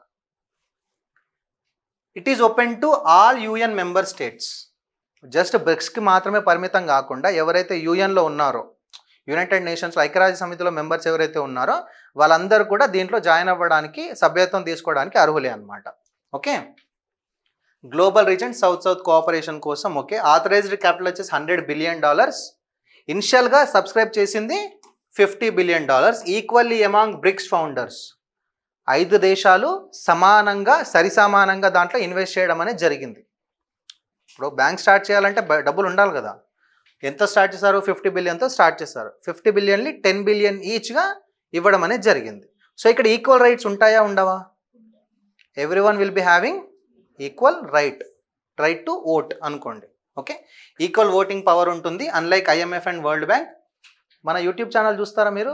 Vishnu IAS YouTube channel. నిన్న ఒక వీడియో వచ్చింది, ఏషియన్ డెవలప్మెంట్ బ్యాంక్, నేనే చేశాను, చూడరు. ఓకే, చూడండి, అన్నీ ఇక్కడ కవర్ అవ్వవు. ఏషియన్ డెవలప్మెంట్ బ్యాంకులో ఏంటనంటే నువ్వు ఎంత క్యాపిటల్ ఇన్వెస్ట్ చేస్తే నీకు అంత ఓటింగ్ పవర్ ఉంటుంది. Like for example Japan invested somewhere like 16% of the capital. So దాని యొక్క డైరెక్టర్ ఎవరు ఉంటారు? బ్యాంక్ యొక్క డైరెక్టర్ జపాన్ నుంచే ఉంటారు. డిసిషన్ మేకింగ్ పవర్ ఎక్కువ ఎక్కడ ఉంటుంది? ఫస్ట్ జపాన్, నెక్స్ట్ US ఉందన్నమాట. ఇండియా కూడా 5వ స్థానంలో 6వ స్థానంలోనే ఉంది. మన వరకు వచ్చేసరికి ఆల్రెడీ అన్నీ అయిపోతుంది. సో ఇప్పుడు IMFలో అనుకోండి స్పెషల్ డ్రాయింగ్ రైట్స్ ఉంటాయి. You have to buy that special drawing rights. Of course మీరు మళ్ళీ చదువుతారు అనుకోండి, ఈ స్పెషల్ డ్రాయింగ్ రైట్స్ ఏవైతే ఉంటే దానికి ఒక విలువ ఉంటుంది దానికి. సో దాన్ని మనం కొనుక్కోవాలి. మనం ఎన్ని ఎక్కువ SDR మన దగ్గర ఉంటే మనకంతా ఓటింగ్ పవర్ ఉంటుందన్నమాట. సో న్యూ డెవలప్మెంట్ బ్యాంక్లో ఓటింగ్ పవర్ అనేది అందరికీ ఈక్వల్గా అయితే ఉంటుంది. ఎవరికి? ఫౌండింగ్ మెంబర్స్కి. Clear? Next, it is governed by a board of directors like finance ministers of BRICS and board of governors ఉంటారు. అన్ని 5 దేశాల యొక్క ఫైనాన్స్ మినిస్టర్స్ ఈ బోర్డ్ ఆఫ్ గవర్నర్స్ కింద ఉంటారు. And there will be a board of directors. Okay, fine. Leadership rotation చూసుకుంటే అయితే president, ఆ తర్వాత వైస్ ప్రెసిడెంట్ అనేవి ఫౌండింగ్ మెంబర్స్కి మధ్యలో రొటేట్ అవుతూ ఉంటాయి. ఓ 2 సంవత్సరాలు ఏం చేస్తే 2 సంవత్సరాలు ఇంకో కంట్రీ, ఆ తర్వాత అది 1 year కావచ్చు, 2 years కావచ్చు, లైక్ రొటేట్ అవుతూ ఉంటాయి అనమాట. ఓకే, ఇప్పుడు ఏషియన్ డెవలప్మెంట్ బ్యాంక్లో జపాన్ నుంచే ఉంటారు. ఎందుకనంటే జపాన్ షేర్ అనేది ఎక్కువ ఉంది కాబట్టి మార్చడానికి ఛాన్స్ లేదు. ఇక్కడ రొటేషనల్ బేసిస్లో ప్రెసిడెంట్స్ అండ్ వైస్ ప్రెసిడెంట్స్ అయితే ఉండడం అనేది జరుగుతుంది. Clear? Great. Central board of film certification చూసారా, విన్నారా? మనం సినిమా చూస్తుంటే ముంగట ఒక సర్టిఫికేట్ వస్తుంది సిబిఎఫ్సి, ఆ పక్కన యు అనో, U/A అనో, ఏ అనో ఏదో వస్తుంది. వస్తాయా? చూసిరా? Yes, no? అది ఇచ్చేది వీళ్ళే. ఎవరిస్తారు? Central board of film certification. ఇది ఒక స్టాట్యుటరీ బాడీ, అంటే చట్టబద్ధమైనటువంటి సంస్థ. ఒక సినిమా రిలీజ్ అవ్వాలి అని అంటే వీళ్ళ ద్వారానే రావాలి.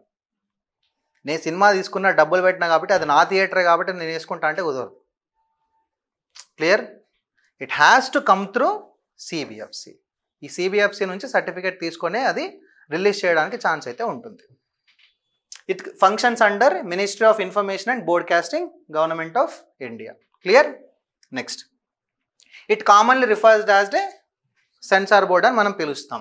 Okay, and it operates under cinematograph act 1952. దేని ప్రకారము? చట్టబద్ధత దేని ద్వారా వచ్చింది? Cinematograph act 1952 and cinematograph certification rules 1983, guidelines issued by the central government. రెగ్యులర్గా అఫ్ కోర్స్ 2 యాక్ట్స్ ఉన్నప్పటికీ కూడా అప్పుడప్పుడు గవర్నమెంట్ కూడా కొన్ని రూల్స్ అనేది రిలీజ్ చేస్తూ ఉంటుంది. సినిమా అంటే ఒక యానిమల్ లాంటి సినిమా వచ్చినప్పుడు, లేకపోతే ఇంకేదో సినిమా వచ్చినప్పుడు ఏంటనంటే సెంట్రల్ గవర్నమెంట్ కూడా కొన్ని అడ్వైజరీస్ ఇస్తుంది. అంతే కదా, గొడవలు అవుతూ ఉంటాయి బయట కదా, కుల మత మధ్యాలు కావచ్చు, లేకపోతే వీళ్ళని ఎక్కువ ఇట్లా చూపించినారు. ఒకప్పుడు తెలంగాణ వాళ్ళని రౌడీస్గా చూపించేవాళ్ళు. అది కూడా తెలంగాణ మూమెంట్లో ఒక పార్ట్ అండి.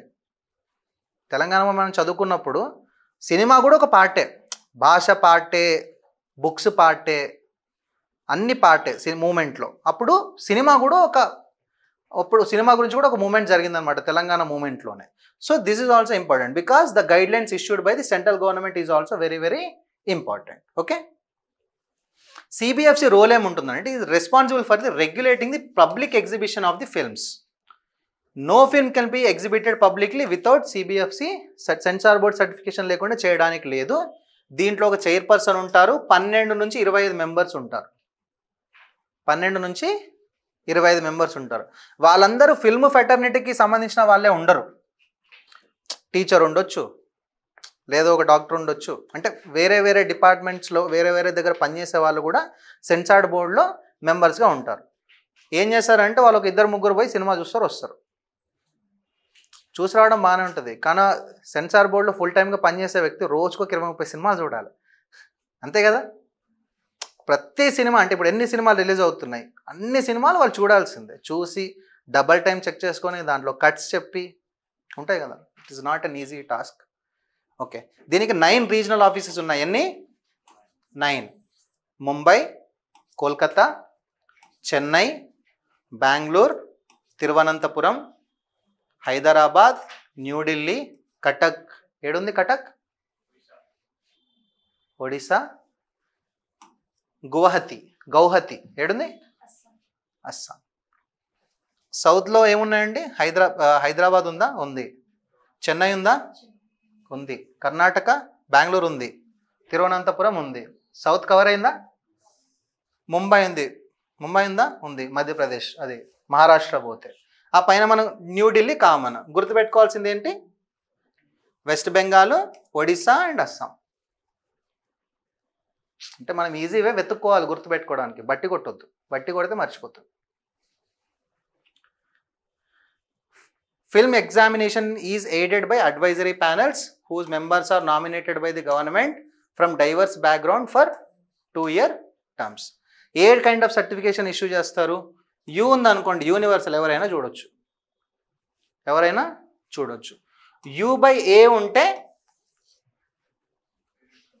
యూనివర్సలే అది కూడా, but with parental guidance for children below 12. 12 సంవత్సరాల కంటే తక్కువ పిల్లలు ఉంటే వాళ్ళు పక్కన పేరెంట్స్ ఉంటే లోపలికి పంపిస్తారు. ఓకే, నెక్స్ట్ ఏ అంటే అడల్ట్స్ ఓన్లీ. ఏ అంటే ఇప్పుడు నా మేనల్లోనే తీసుకొని సినిమాకి పోయినా నేను, అది U/A సినిమా అంట, పంపించలేదు వాడు చిన్నగా ఉన్నాడని, కొట్లాడినా నేను, తెలియదు కదా ఇవన్నప్పుడు. సో U/A అంటే 12 సంవత్సరాల కంటే చిన్నగా ఉంటే కంపల్సరీగా పక్కన ఒక పేరెంట్ కానీ ఎవరైనా సరే తెలిసిన వాళ్ళైతే కంపల్సరీ ఉండాలి. Age should be less than 12. Okay. A అంటే adults only adults has to see the movie. S అంటే only restricted to special categories like doctors and farmers. S అనేది మనం రెగ్యులర్గా చూడము, this is very rare because పెడితే డబ్బులు రావు కాబట్టి. So you can see U/A and A. ఒకవేళ మీరు సినిమా ఎప్పుడైనా చూస్తే అది ఏది ట్యాగ్ ఏదైతే ఉందనేది మీరు కంపల్సరీ ఈసారి నుంచి చెక్ చేయాలి. జనరల్గా ఇక్కడ యూ చూడము, కానీ ఇక్కడ డ్యూరేషన్ చూస్తాం. చూస్తారా డ్యూరేషన్? చూడరా? అది కూడా చూడరా? Okay, cool. Central equipment identity register CEIR. CEIR మనం ఎందుకు మాట్లాడుకుంటాం అంటే May 2025 అంటే లాస్ట్ మంత్ వరకు తెలంగాణ గవర్నమెంట్లో అరౌండ్ 70,000 మొబైల్ ఫోన్స్ రికవరీ చేసింది. పోగొట్టుకున్నవి కావచ్చు, దొంగతనం జరిగినవి కావచ్చు, అంటే వేరే వేరే కారణాల వల్ల మిస్ అయిపోయిన ఫోన్స్ ఎన్ని? Around more than 70,000. This is one of the top in the country.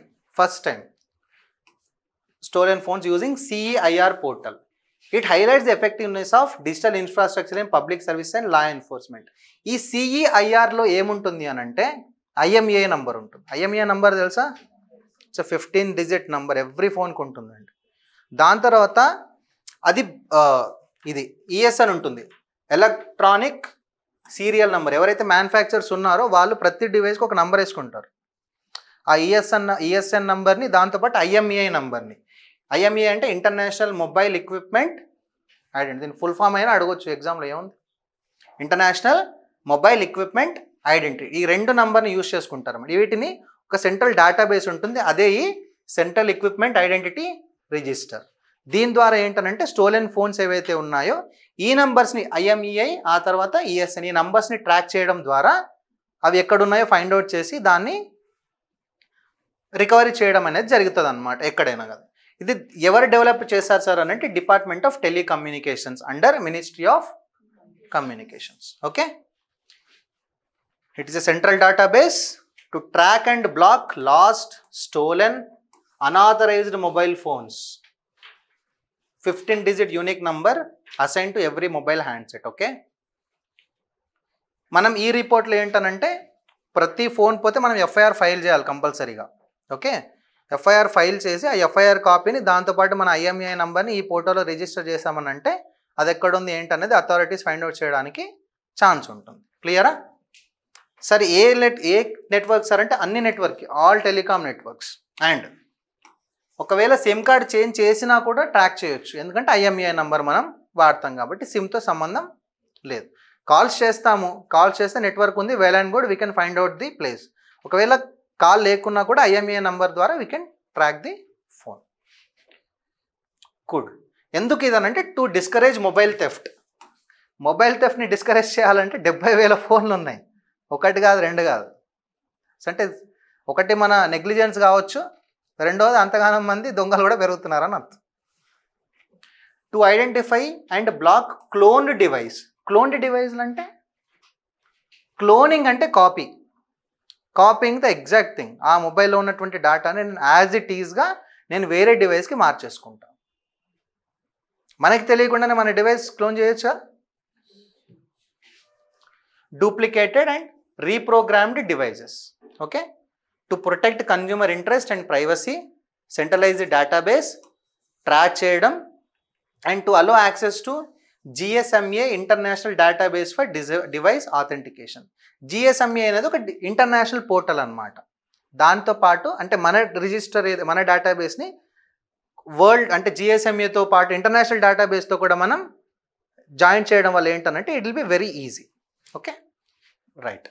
There are like 3 list in the CEIR. ఏంటది? White list. వైట్ లిస్ట్ అంటే మన రెగ్యులర్గా మనం యూజ్ చేసేది IMEI numbers that are allowed to access mobile networks. మనం రెగ్యులర్గా use చేసే అన్నీ కూడా వైట్ లిస్ట్వి. గ్రే లిస్ట్ అంటే ఏంటంటే IMEI numbers under observation. Terrorist కావచ్చు, లేకపోతే వాడు ఏదో అనాథరైజ్డ్ యాక్టివిటీస్ ఏవైనా చేస్తుండొచ్చు, అట్లాంటి వాళ్ళని అబ్జర్వేషన్లో పెడతారు. అట్లాంటి ఐఎంఈఐ నంబర్స్ అన్నీ కూడా గ్రే లిస్ట్లో ఉంటాయి. మనకు అవసరం లేదు, డిపార్ట్మెంట్స్కి అవసరం ఇది. Okay, not blocked at monitor, అవి బ్లాక్ చేయరు, బట్ మానిటర్ చేస్తూ ఉంటారు. అది ఎక్కడెక్కడ పోతుంది, వాడు ఎక్కడెక్కడ తిరుగుతున్నాడు, వాడు ఏదో చేయొచ్చు, ఏదో బాంబ్ ప్లాన్ చేయొచ్చు, కొద్దిగా బ్యాంక్ రాబరీ ప్లాన్ చేయొచ్చు, వాట్ ఎవర్, ఏదైనా సరే. అంటే బ్లాక్ లిస్ట్. బ్లాక్ లిస్ట్ అంటే blocked from all networks. Clean. ఎన్ని లిస్టులు ఉన్నాయి? White list, grey list and black list. White list అంటే మనం వాడే కిందకు వస్తుంది, గ్రే లిస్ట్ అంటే అబ్జర్వేషన్, బ్లాక్ లిస్ట్ అంటే కంప్లీట్గా బ్లాక్ చేసేస్తారు. అది క్లియర్? కూల్? అయిపోయిందా? That's it.